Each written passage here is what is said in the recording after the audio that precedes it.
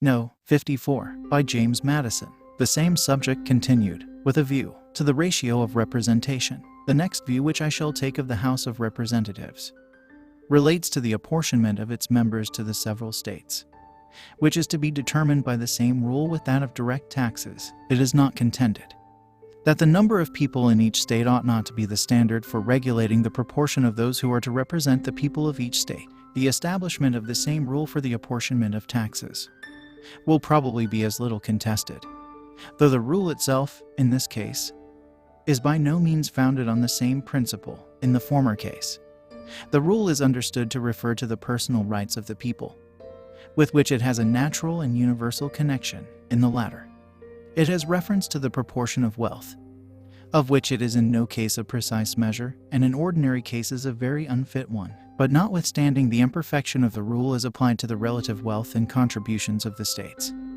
it is evidently the least exceptionable among the practicable rules, and had too recently obtained the general sanction of America not to have found a ready preference with the convention. All this is admitted, it will perhaps be said, but does it follow from an admission of numbers for the measure of representation, or of slaves combined with free citizens, as a ratio of taxation, that slaves ought to be included in the numerical rule of representation? Slaves are considered as property, not as persons. They ought, therefore, to be comprehended in estimates of taxation which are founded on property, and to be excluded from representation, which is regulated by a census of persons. This is the objection, as I understand it, stated in its full force. I shall be equally candid in stating the reasoning which may be offered on the opposite side. We subscribe to the doctrine, might one of our Southern brethren observe, that representation relates more immediately to persons, and taxation more immediately to property. And we join in the application of this distinction to the case of our slaves. But we must deny the fact that slaves are considered merely as property, and in no respect whatever as persons. The true state of the case is that they partake of both these qualities, being considered by our laws, in some respects, as persons, and in other respects as property, in being compelled to labor not for himself, but for a master, in being vendible by one master to another master, and in being subject at all times to be restrained in his liberty, and chastised in his body by the capricious will of another. The slave may appear to be degraded from the human rank, and classed with those irrational animals which fall under the legal denomination of property, in being protected, on the other hand, in his life and in his limbs, against the violence of all others, even the master of his labor and his liberty, and in being punishable himself for all violence committed against others. The slave is no less evidently regarded by the law as a member of the society, not as a part of the irrational creation, as a moral person, not as a mere article of property. The Federal Constitution, therefore, decides with great propriety on the case of our slaves, when it views them in the mixed character of persons and of property. This is in fact their true character. It is the character bestowed on them by the laws under which they live. And it will not be denied that these are the proper criterion, because it is only under the pretext that the laws have transformed the Negroes into subjects of property that a place is disputed them in the computation of numbers. And it is admitted that if the laws were to restore the rights which have been taken away, the Negroes could no longer be refused an equal share of representation with the other inhabitants. This question may be placed in another light. It is agreed on all sides that numbers are the best scale of wealth and taxation, as they are the only proper scale of representation. Would the convention have been impartial or consistent if they had rejected the slaves from the list of inhabitants when the shares of representation were to be calculated, and inserted them on the lists when the tariff of contributions was to be adjusted? Could it be reasonably expected that the Southern states would concur in a system which considered their slaves in some degree as men when burdens were to be imposed, but refused to consider them in the same light when advantages were to be conferred? Might not some surprise also be expressed that those who reproach the Southern states with the barbarous policy of considering as property a part of their human brethren should themselves contend that the government to which all the states are to be parties ought to consider this unfortunate race more completely in the unnatural light of property than the very laws of which they complain? It may be replied, perhaps, that slaves are not included in the estimate of representatives in any of the states possessing them. They neither vote themselves, nor increase the votes of their masters. Upon what principle, then, ought they to be taken into the federal estimate of representation, in rejecting them altogether? The Constitution would, in this respect, have followed the very laws which have been appealed to. As the proper guide, this objection is repelled by a single observation. It is a fundamental principle of the proposed Constitution.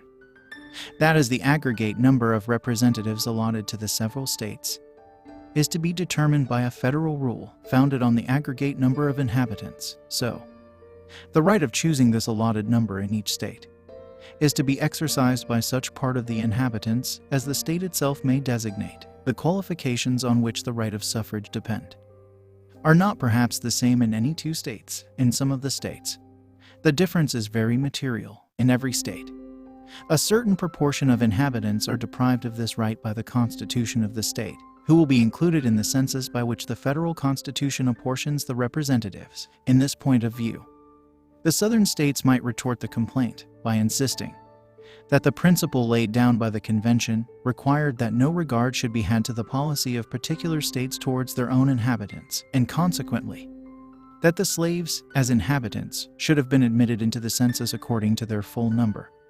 In like manner with other inhabitants, who, by the policy of other states, are not admitted to all the rights of citizens, a rigorous adherence, however, to this principle is waived by those who would be gainers by it. All that they ask is that equal moderation be shown on the other side. Let the case of the slaves be considered, as it is in truth a peculiar one. Let the compromising expedient of the Constitution be mutually adopted, which regards them as inhabitants, but is debased by servitude below the equal level of free inhabitants, which regards the slave as divested of 2/5 of the man. After all, may not another ground be taken on which this article of the Constitution will admit of a still more ready defense? We have hitherto proceeded on the idea that representation related to persons only, and not at all to property. But is it a just idea? Government is instituted no less for protection of the property than of the persons of individuals, the one as well as the other.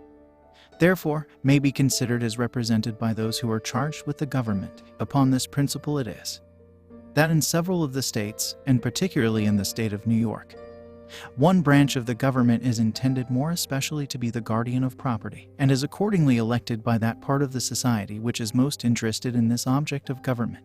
In the federal Constitution, this policy does not prevail. The rights of property are committed into the same hands with the personal rights. Some attention ought, therefore, to be paid to property in the choice of those hands. For another reason, the votes allowed in the federal legislature to the people of each state ought to bear some proportion to the comparative wealth of the states. States have not, like individuals, an influence over each other, arising from superior advantages of fortune. If the law allows an opulent citizen but a single vote in the choice of his representative, the respect and consequence which he derives from his fortunate situation very frequently guide the votes of others to the objects of his choice. And through this imperceptible channel, the rights of property are conveyed into the public representation. A state possesses no such influence over other states. It is not probable that the richest state in the Confederacy will ever influence the choice of a single representative in any other state, nor will the representatives of the larger and richer states possess any other advantage in the federal legislature over the representatives of other states than what may result from their superior number alone. As far, therefore, as their superior wealth and weight may justly entitle them to any advantage, it ought to be secured to them by a superior share of representation. The new Constitution is, in this respect, materially different from the existing Confederation, as well as from that of the United Netherlands and other similar confederacies. In each of the latter, the efficacy of the federal resolutions depends on the subsequent and voluntary resolutions of the states composing the Union. Hence the states, though possessing an equal vote in the public councils, have an unequal influence, corresponding with the unequal importance of these subsequent and voluntary resolutions. Under the proposed Constitution, the federal acts will take effect without the necessary intervention of the individual states. They will depend merely on the majority of votes in the federal legislature, and consequently each vote, whether proceeding from a larger or smaller state, or a state more or less wealthy or powerful, will have an equal weight and efficacy. in the same manner as the votes individually given in a state legislature by the representatives of unequal counties or other districts have each a precise equality of value and effect. Or if there be any difference in the case, it proceeds from the difference in the personal character of the individual representative, rather than from any regard to the extent of the district from which he comes. Such is the reasoning which an advocate for the Southern interests might employ on this subject.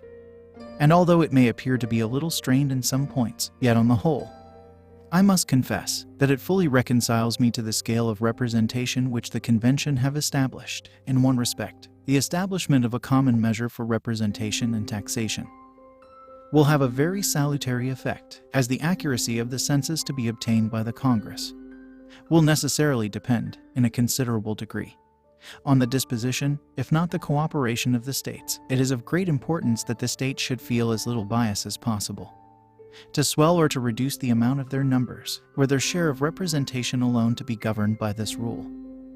They would have an interest in exaggerating their inhabitants, were the rule to decide their share of taxation alone.